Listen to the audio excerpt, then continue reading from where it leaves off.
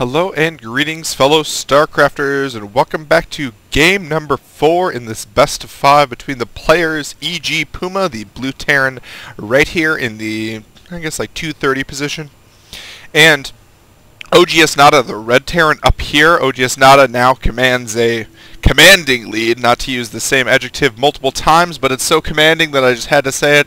Actually, it's not that big of a lead, but it is a 2-1 lead, so it is now on the ropes for EGPuma. He faces a loss here, which I believe this is an elimination match, if I remember correctly. As it is a best of 5, it must be. And so, so Puma really needs to pull it together here in order to be able to emerge as the victor. It remains to be seen if he's going to be able to do that at this time. This map is Metalopolis, a very old favorite. It is actually the MLG version of Metalopolis, as this is MLG. And it does have the neutral supply depot. Now, I believe... Now, some matchups, other than matchups that involve a Zerg, the supply depot matters. Never in a Terran versus Terran has this supply depot ever mattered. It would be like... I'm trying to imagine the most hilarious set of circumstances where it would matter in a Terran versus Terran. It would have to be something like... it would be like a bunker rush or something where you'd lock in units. I don't know. I could never really imagine it. Anyway, so that supply depot is not going to come into a factor. I guess it stops you from walling on the ground, which actually, yeah, that does matter. So let's go ahead and say that. It stops you from doing the ground wall in with a supply depot and a barracks. You can actually wall in normally on these ramps, and that prevents any sort of scouting from your opponent, so they can't see at all what you're doing. So if you want to do a fast expand, if you want to do some sort of banshee or something like that, then you can just wall on the low ground. But even on maps where these supply depots aren't there, people don't really do that anyway, because all you do is you build your second supply depot right away before it goes down. Looks like that SCV was just a little bit too late, so he is not going to be able to prevent any sort of scouting from coming in by building an additional supply depot right here. Looks like Nada is opting for a gas. Puma is opting for his gas as well. However, Puma did go for the reactor. Oh no, did he? No. Nada went for the reactor first. Yes, because his Nada's factory is already laid down. So Nada did go for the reactor first, and the players are close spawns by air, which probably means that we will be seeing Banshees from Nada, as we have seen them in most of the other games. And, you know, it's a very useful build. I mean, Terran versus Terran, it's relatively rare, unless like both players go for a gasless fast expand or something. Generally speaking, you want to open with some sort of harassment, just because harassment is so effective in Terran versus Terrans. And the units that do harassment, if they don't kill SCVs, they can at least kill Marines. They can at least kill, or they can just be useful later on in the game. Like getting the Blue Flame upgrade is going to be useful for the entirety of the game. Even if you're not meching, having Blue Flame Hellions as an option available to you is something that's definitely going to be useful. And if you are meching, it's an upgrade you're going to need anyway later. Tech Lab is coming down for Nada, as well as a starport, so we will most likely be seeing Banshees. He does not have that second gas, which means we will not be seeing Cloaked Banshees. So no Cloaked Banshees for Nada. Looks like 4 Marines are actually going to apply just a little bit of pressure here. Nada only does have 2 Marines. Where's that Marine fire right here? Not quite sure where that Marine fire was. Oh, was it the factory? Huh. He is actually landing a factory right there, which is hilarious because it's actually landed out of vision. Looks like these Marines are going to poke up, realize there's too many Marines, and just move away. The Hellion is going to spawn, however, and it might be able to get at least a couple of shots in. It's going to be hard for Nada to be able to deal with this because he has to split his Marines, and Hellions are pretty decent against Marines that are in relatively low numbers. That Hellion does not have a kill yet, but it's about to get its first kill. Yes, it got 1 SCV kill, and actually the Marines did a lot of damage as that SCV did block its movement just a little bit. And looks like that Hellion is going to get taken out before it deals pretty much any more damage. Second Hellion is going to come out, however. Not a little bit of a mistake there, not focus firing that down. At the meantime, though, these Marines are busting through the front, though, so this is a very nice 2-pronged attack from Puma, being able to kind of play both sides. He already has a Viking on the way, which will be able to deal with Nada's Banshee right here, which will be able to take out this Hellion, but not before the Hellion amasses 4 kills, including a Mule. And looks like one more Hellion is going to come out. This factory is going to have to lift up and return home, though, if he doesn't want to lose it. He's moved pretty quickly. A Viking is already up that will be able to stop any sort of Hellion harass from Nada. It's possible. Yep, he will be able to save that by putting it underneath the Marines. The Viking won't be able to get a shot at it as long as Nada does not make any control errors there. No command centers up for either player yet, but we do have Cloaked Banshees for Puma, so it's going to be kind of a later transition into it, something Nada might not expect, as generally speaking, if you're going to go cloaked Banshees, you go that right away.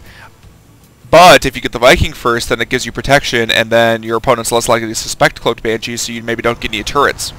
As you don't need to get turrets in a Terran versus Terran unless your opponent is really aiming for Banshee tech. Second barracks now coming down, which means most likely Puma will not be meching this game. He also has a reactor barracks pumping out a lot of Marines and a bunker coming down to be able to hold off this push. Should be quite effective in doing so, as neither Marines nor Hellions are particularly effective at taking down bunkers, as bunkers do have, I believe, 1 armor, and just a lot of hit points to be able to deal with. Plus, you can repair them with SCVs. Oh, it looks like that couple of Vikings there are actually going to provide escort for that Banshee, and I'm not sure if Puma actually has enough Marines to be able to deal with this. I think Nada's attack is going to come from the other angle. Oh, is he going to lose that though? He does lose the Banshee though due to poor control there. So, nice job from Puma, able to hold that off. I think Nada probably should have tried to push up while his opponent was out. He might have been able to snipe a supply depot, possibly able to stop these Marines from getting back in. With a little bit of control from the Banshee, he should have been able to do just a little bit of damage right there. So if we go to the workers killed tab, we see that Puma has killed 9 workers, mostly with just those Hellions, I think, actually. Do we just see a cancel? There's no Banshee, is there? No. Okay, so he did cancel the cloak. Okay, wow. Alright, so he changed his mind. He's just getting a Raven now. So the Raven will be for detection purposes and also for point defense drone should Nada decide to go for... Oh, did I just... He was getting a Raven, wasn't he? I'm not losing my mind. I don't think it was Nada. Nada got a Raven just now, but I don't think that was Nada building a Raven. I think it was Puma. But he did cancel Cloak. We'll see in a second. Still no turrets up for Puma, actually. Alright, let's take a look at this Banshee as soon as it comes out. Boom, and there it pops. Oh, it does have Cloak, so he did not cancel Cloak. So maybe he actually did send the first Banshee, and that Banshee amassed a number of kills, which would make sense for Nada. That's why he would get the Raven. So I might have missed just a little bit of Banshee harass while Nada was doing his little attack right there, which is possibly why Nada's attack was just a little bit slower. This is a pretty strong timing attack coming out for Puma. There are no Blue Flame Hellions. However, there are a lot of Marines and regular Hellions, which do pretty well against the Marines, but the siege tanks would do quite well as well. Looks like Puma is not going to risk it. Keeps changing his mind. Possibly with siege mode, he's going to siege up against this wall, and that's exactly looks like what he's going to be doing. He's going to use these Vikings to be able to spot for him, which would be very useful here. And these siege tanks will be in a pretty good position. Actually, he's just going to land the Vikings so that they cannot be sniped by Nada. Very nice job on his part. Nada could put down a turret right next to these Vikings, which would deal some interesting splash damage from the siege tanks there. Nada actually doesn't have siege mode yet, which shows you just how important siege mode timings can be. It looks like that Banshee barely able to survive right there. Needs to be very careful with that Banshee. Looks like the starport actually is most likely going to be taken out unless he lifts it off. He's going to want to do that very quickly though. Barely able to get it out in time. Should be able to repair it as he does have control of the skies right now. These Puma's Vikings though did take a little bit of damage from the siege tank right there. And actually those units are just a little bit out of reach of the siege tanks. I think that's the farthest as the siege tanks can really push though. There is a bunker for Nada. Nice turrets able to take out both of the Vikings right there. Very nice job on Nada's part, able to snipe those Vikings, giving him complete control of the skies. Not sure if Puma's going to want to continue this push. He could turn it into a soft contain right here quite easily. It looks like that SCV with 1 health. That is the luckiest SCV ever. Give him an award. He needs a purple heart. Looks like those siege tanks were just spawned just a little bit too close. That one is fine actually. So Puma's going to move it just a little bit to make sure he's out of siege mode, but a Hellion counterattack is going to come across. It is going to kill the SCV building the command center, as there is no really reserve forces other than these Marines over here. However, probably not going to be able to take down the command center. There's just too much. Looks like this barracks is going to be sniped by Puma. Nice job on his part. And I think it's going to be a little bit of time, at least, before Nada's really going to be able to push out and take his expansion. Looks like these Hellions are dealing a decent amount of damage to the defending Marines. However, they were nicely spread right here. And now he's finally able to deny it. So his command center has not completed. That's very annoying on a Terran perspective, as you can't start the orbital, you can't lift it, move it somewhere else until he finishes. It looks like Puma is actually controlling these forces. Probably going to move to set up... He's actually let Nada get a pretty good defensive position right here, and there is actually a siege tank lead for Nada at this point in time. Nada is getting a second factory with reactor, so I think he's going to be aiming to mech at this point in time. Ooh, those groupings of the Marines are just a little bit off. Nice little split though from Puma. Is going to be able to take down those siege tanks very, very quickly. He's probably going to want to siege up his tanks. Indeed he does. And Scan is going to want to come down to be able to protect that last siege tank. Is he going to be able to get out? No! Gets blasted apart by that last siege tank right there. And looks like he is just going to park it right there, just out of siege mode range, but in vision range down here. I think Nada might be sliding it just a little bit farther down. This Marine, though, is going to be able to spot that and give his siege tanks at least one fire, and a scan will be useful. Wait, what? Is that out of range? Or did he not have... Wow, that was interesting. This Banshee, though, is going to do the world for Nada, as if he micros it correctly, he should be able to deal a lot of damage to Puma's forces right there. Blue Flame is now on the way, so Nada is definitely meching this game, as he does have both reactor Hellions as well as siege tanks pumping out of this pumping out of his factories at all times. A couple of Vikings are going to help Puma retake the skies. He has had this expansion up for a long time, however, so he should have a relatively big economic lead. He might have taken a little bit more losses than Nada. If we go to the news loss tab, he has indeed lost 1,200 more resources than Nada, and that explains the supply discrepancy, despite the fact that Puma should have a healthier economy at this point in time. Looks like he's actually going for the bust right now. I think this is a little foolhardy, as there are a lot of siege tanks here. SCVs are now being pulled. They're taking a lot of damage. These mules probably shouldn't have been pulled. But, you know, in times of great strife, it's hard to micro all of your different forces. Looks like those Banshees are dealing a lot of damage. This Raven is almost dead. You want to pull that out of there. Able to get the Raven out just in time. However, the rest of the attack was cleaned up. Very nice job from Nada's part, and he's now ahead by 20 supply. So even though he had to pull his mules and his SCVs, which I think he's probably behind. No, he's actually even on workers still after losing all of those workers, which shows you basically how good of a macro player he's just been these past few games. Look at how few forces are actually defending back here. This could be a dangerous situation. However, it looks like Nada's just going to expand. He's not going to push out quite yet. I think he just wants to...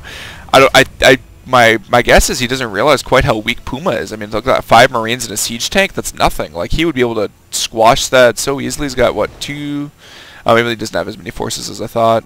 But he has a lot of Hellions, so I think he actually would be able to squash it. Looks like he's actually just going to opt to double expand, though, as he now knows that he does have full map control. He is now checking for a hidden expansion on Puma's part, just to make sure he doesn't make any miscalculus here, as he realizes that now it is his game to lose. He is up ahead by 20 supply. He's adding a 3rd and 4th factory to be able to get his macro on. The additional bases are really going to help in terms of getting a lot of gas coming in, and it's possible Nada's going to be trying to move his Blue Flames up here for some sort of side attack, and Puma still doesn't really have that many forces, to be perfectly honest. But Nada's macro is going to start kicking in really heavily. He's going to start building siege tanks 3 at a time. That's going to be a lot of siege tanks. It's going to be very difficult for Puma to be able to deal with. Also, I don't think Puma does not have an additional command center, so Puma needs to push out and deal a lot of damage. The problem is he just does not have the forces to be able to do that. He has, what is that, 6 Vikings now? Yeah, 6 Vikings to 0 Vikings. So he does have the Viking lead, but that's the only thing that's really going in his favor right now, as... And, I mean, the Vikings, just having a Viking lead when there's so many additional siege tanks for your opponent just really doesn't do that much in the end. One Banshee could be pretty effective in terms of a siege stalemate, but if you just don't have the forces, it's pretty easy to pull against it. I think Puma actually only has 1 factory right here, so he can actually be outproduced 3-1 to siege tanks, which is a huge, huge difference. You know, 15 siege tanks on 5, the 15 is going to win any day. Looks like both of these command centers are now finished. A bunch of these are now orbitals as well. A bunch of SCVs are transferring over here. I'm sure they'll be starting their gas as soon as Nada realizes that that's what he should be doing. He does have the solitary cloaked Banshee right here, so that'll be useful for clearing out the watchtowers. If Puma is smart, he goes and checks for hidden expansions. Looks like he's not going to be up to doing that exactly quite yet. There was actually one kind of random turret from Nada. It's a little weird positioning, actually. I'm not quite sure what that's meant to cover, as it doesn't really cover the production facilities, as you can put the Banshee over here, and it certainly doesn't cover the mineral line. These Hellions are still checking for a 3rd from Puma, but Puma isn't even building a 3rd, so I think Puma's actually aiming for an all-in here. And oh my god, that's a lot of Vikings. I think he's going to have to land these Vikings. He might be planning to actually land these on top of... Oh, nice scan from not able to reveal it all. On top of Nada's siege tanks. So, or maybe he just wants to set up his siege tanks, maybe... Ooh... Looks like he's opting not to go in. There are 2 Thors here, and I think are those Collector's Edition Thors? I'm totally forgetting now what they look like. Those might be Collector's Edition Thors. It would not surprise me if Puma had Collector's Edition Thors, as they look really cool, and definitely worth that $40 extra. What is that? Wow, he's even adding more Vikings. I'm kind of surprised that Puma... Oh, he is going for a Sky Terran build, but he's probably going to want more Banshees if that's what he's going for, as he will need to be able to push against these Thors. which are, I mean, they're just very, very effective against Banshees because they're light and they don't have any armor, and, I mean, they don't really have that many hit points in general just to begin with. So I think, is Nada just going to be moving in for the kill here? It looks like that's exactly what he's going to be doing. A lot of this is going to come down to control, but I don't really see much of a way for Nada to be able to hold this. If he gets a good spread on, actually his forces were out of position too. He's going to want to get a good spread on his siege tanks. He's going to want to set them up very quickly. Alright, there we go. That's a decent spread, but he actually sieged up in range. That's not something that he wanted to do. He did want to save his production facilities, so that was his desire to keep moving. He did... Ooh, no, that's Nada's point defense drone. Okay, so Nada's a couple of point defense drones. Puma also has a couple of Ravens, so those point defense drones will be helpful for him as well. Able to take out those point defense drones as the Vikings do land. The Banshees should be able to take care of those. However, the Thor on the ground should be able to take care of the Banshees. A cloak will probably come down, but the scan is... Oh, wow! So the very unfortunately for Puma, is the Banshees were actually both taken out almost immediately by the double Thors firing their rocket salvo, and they were right on top of each other, so the splash damage killed both at the same time. He's now forced to relocate all of his production facilities, and things are looking very dire for him. He is now down by 50 supply. He is going for a counterattack here, which, I mean, there aren't even that many workers here, so even if he takes out the orbital, there's still an additional base for Nada. These Hellions are going to be able to lock down that expansion, so, I mean, I just don't see a way that really Nada's going to be able to, Puma's going to be able to come back from this game. He did focus down the orbital, so that's a decent job on his part. What he doesn't know is that there is still a hidden expansion, still does not know about it. This expansion is still not even up right now, and Nada's ahead by 60 supply at this point in time. He still has the Vikings up on this high ground. One Banshee for Puma, and actually what Puma probably wants to transition into is battle cruisers in order to be able to beat Nada's Thors. However, he can't do that right now because he's stuck on 2 bases. He can't even get a 3rd base up and running, and it's very, very difficult to be able to get enough gas off of 1 base. It's basically impossible to get enough gas off of 1 base in order to be able to get an army of battle cruisers going. Wow, that's a lot of siege tanks for Nada. Whew. 15 siege tanks, so it looks like he's going all in right now. He's sliding all the siege tanks forward, sieging them up right at the edge of the range. A couple of point defense drones are going to save a lot of hits against his Banshees. However, those are going to get eaten up pretty quickly, and a scan is probably going to reveal those Banshees and then take out... Yep, the scan goes down, but the Banshees are now out of range. Scanning each other, the siege tanks are still firing at each other. Puma is down to 3 siege tanks and 2 Marauders. I don't think that's going to be enough forces to hold off this attack. Meanwhile, Puma is going to win the air war just barely, which is a little bit surprising because he did have a really big lead on Vikings. It looks like, yes, he does win the air war, but this Banshee is still dealing a lot of damage, able to take out that siege tank right there before it goes down. Another scan is going to make sure that his forces are not sliding forward, and Puma is going to send 1 Banshee forward. However, the Banshee is going to decloak very soon from lack of energy, and actually it burns a scan though from Nada. But look at the supply difference. He's down by 70. That is half of his supply. This command center is just finishing, whereas Nada's already finished his re-4th and is starting his 5th for the 2nd time. And I think he's just going to slide forward and kill Puma at this point in time. Puma really doesn't want to GG here because it is the last game, and Nada will eliminate him if he wins this game. But there is no way he can hold back this onslaught. It doesn't matter how many cloaked Banshees he has, as these 4 Thors can easily deal with basically any amount of cloaked Banshees. Let's see magic boxed cloaked Banshees. Cloaked Banshees. Wow, that's a tongue twister. Look at him pounding through here. There's no way Puma's going to be able to come back, and Puma does in fact just GG out of this game. And wow, this is a very interesting build actually from Puma. I'm not sure why Nada's still playing, but anyway, he kind of transitioned. I'm not sure if he was intending to go for a Sky Terran build, but he sort of transitioned into it. It made things more difficult because he couldn't... Why is that siege tank? That's weird. Well, I guess that siege tank's just going to keep firing.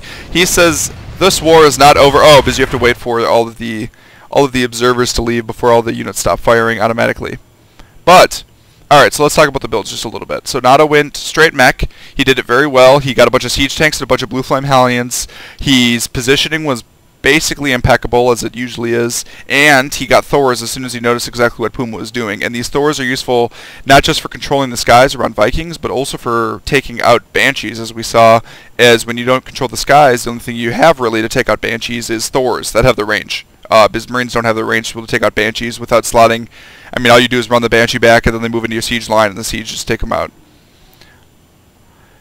And Puma transitioned into a Sky Terran build. He only had 2 Banshees, though. I think if you're going to go for a Sky Terran build, I mean, he had like 15 Vikings and like 2 Banshees, so maybe he misread exactly what Nada was going.